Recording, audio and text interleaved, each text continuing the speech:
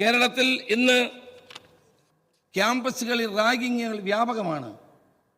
ആരാണ് സാർ റാഗിങ്ങിന് നേതൃത്വം കൊടുക്കുന്നത്?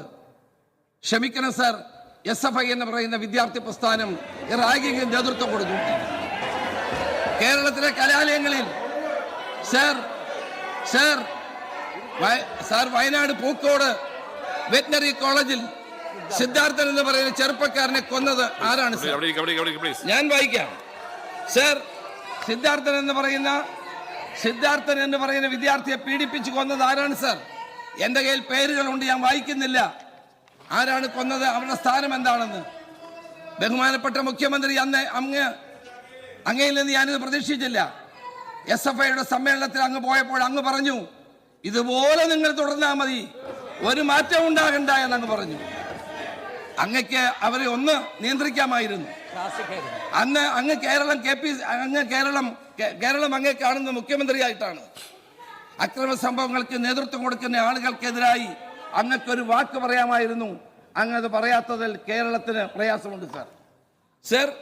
സമീപകാലത്ത് നടന്നുകൊണ്ടിരിക്കുന്ന അക്രമങ്ങളും കൊലപാതകങ്ങളും എന്താണ് സാർ നമ്മളെ പഠിപ്പിക്കുന്നത്? രാഷ്ട്രീയ പ്രവർത്തകരും രാഷ്ട്രീയ പാർട്ടികളും സർവകലാശാലകളും ഗൗരവത്തോടെ ചിന്തിക്കണമെന്ന് തന്നെയല്ലേ പഠിപ്പിക്കുന്നത് സാർ? ഈ കൂട്ടക്കൊലപാതക പരമ്പരകൾ സമൂഹത്തെ തന്നെ സൃഷ്ടിയാണ്. അത് ഒറ്റപ്പെട്ട സംഭവമല്ല. പലപ്പോഴും ഭരണകൂടവും പാർട്ടിയും ഇത്തരം സംഭവങ്ങളെ ഒറ്റപ്പെട്ടതെന്ന് പറഞ്ഞ് തള്ളിക്കളയുമ്പോഴും ആ കൊലപാതക പരമ്പരകൾ സമൂഹത്തിൻ്റെ വൈകല്യത്തെയാണ് സാർ പ്രകടിപ്പിക്കുന്നത്. സാർ, ചില നിരീക്ഷണങ്ങൾ ഞാനിവിടെ പറയാൻ ആഗ്രഹിക്കുന്നു. ഈ കൊലപാതകം തെറ്റല്ല. കൊലപാതകത്തിൽ ആത്യന്തികമായി ഉണ്ടാകുന്ന ശിക്ഷ മാത്രമാണ്. അത് വലിയ കാര്യമൊന്നുമല്ല. ഈ നിരീക്ഷണത്തിൽ നിന്ന് പ്രാമുഖ്യം ലഭിക്കുന്ന ഒരു കാലഘട്ടത്തിൽ നാം ജീവിക്കുന്നു സാർ. സൈക്കോ പത്തോളജിക്കൽ സിറ്റുവേഷൻ സൃഷ്ടിക്കപ്പെടുന്നു. മനുഷ്യജീവനും മനുഷ്യ മാംസത്തിനും വിലയില്ല എന്നും അറവുമാടുകളെ പോലെ പറിച്ച് കീറാനും കുത്തിക്കീറാനും വെട്ടി നുറുക്കാനും ഒരു സംഗതിയാണെന്നും അത് തെറ്റല്ലെന്നും ഒരു സന്ദേശം ഇന്ന് പുറത്തു വന്നുകൊണ്ടിരിക്കുന്നു സാർ. 51 വെട്ടുവെട്ടി TP ചന്ദ്രശേഖരനെ കൊന്നപ്പോൾ കേരളം ഞടുങ്ങിയതായിരുന്നു സാർ. മുഖത്ത് 41 വെട്ടായിരുന്നു TP ചന്ദ്രശേഖരൻ ഏറ്റത് സാർ. അന്ന് കോഴിക്കോട് സെഷൻസ് കോടതി ഒരു വിധി, നാരായണ പിഷാരടിയുടെ ഒരു വിധി ഞാനൊന്ന് വായിക്കാം.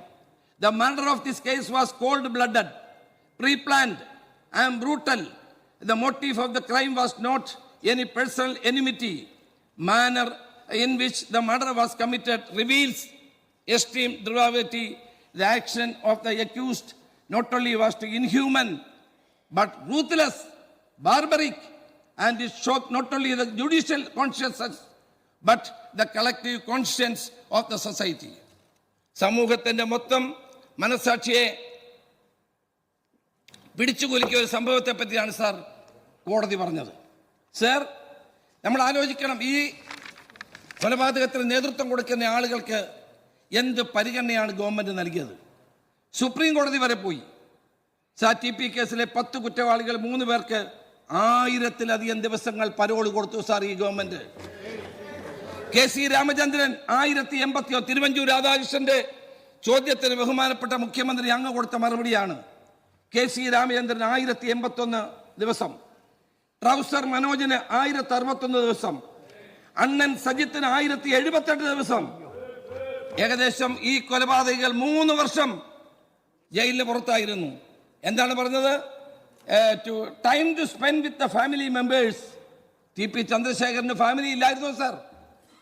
ഈ നിഷ്ഠൂരമായ കൊലപാതകം നടത്തിയ ആളുകൾ അവർക്ക് 3 വർഷം പരോള് കൊടുത്തപ്പോൾ എന്ത് സന്ദേശമാണ് നിങ്ങൾ ഇതിലൂടെ നൽകുന്നത് എന്നാണ് എൻ്റെ ചോദ്യം. സമൂഹത്തിന് നിങ്ങൾ നൽകുന്ന സന്ദേശം എന്താണ്? കൊലപാതകം നടത്തിക്കൊള്ളുക, ഗവൺമെന്റിൽ സ്വാധീനമുണ്ടെങ്കിൽ നിങ്ങൾക്ക് എല്ലാ വിധത്തിലുമുള്ള സംരക്ഷണം ലഭിക്കും.